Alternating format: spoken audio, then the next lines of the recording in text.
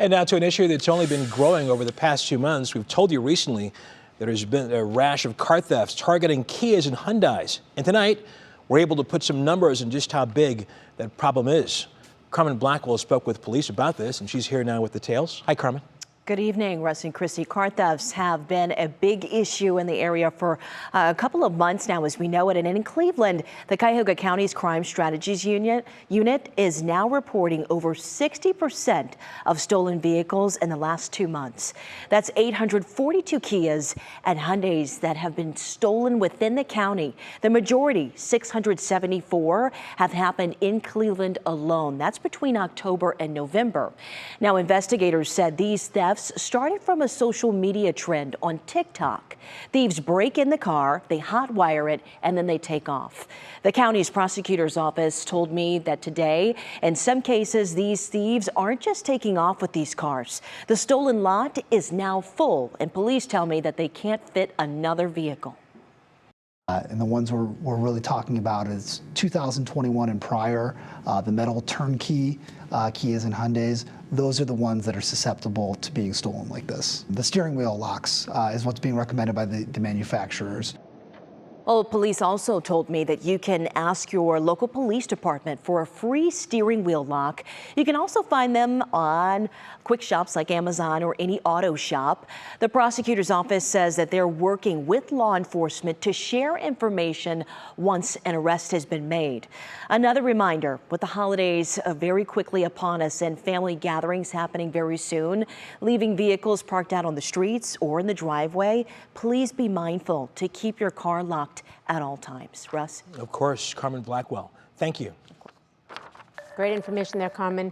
Listen, some sweeping changes may be coming to you regarding how you cast your ballot in the future for elections. Neil Fisher explains why House Bill 458 would prompt you to change the way you cast your vote and what the governor is saying about it. House Bill 458 is one step closer to becoming law and making sweeping changes to Ohio's elections process.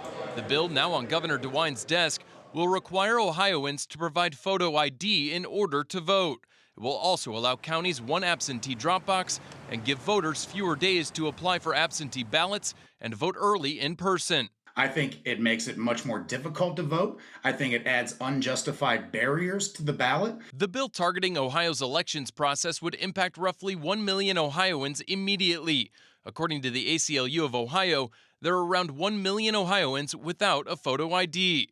Governor DeWine addressed the bill Thursday, saying in part, quote, "It's easy to vote, hard to cheat, so I think we already have a good system in the state of Ohio," end quote. Those opposing the bill, including the ACLU and Deputy Policy Director Collin Marozzi, agree with the governor. I would argue our elections are already extraordinarily secure. We lead the nation and are often recognized for how we operate our election system. Under House Bill 458, Ohioans cannot cast a ballot unless they have a photo ID. But under current law, voters can use other forms of identification, such as a utility bill. State Representative Bashara Addison suggests leaving it up to counties to decide best practices for voter turnout.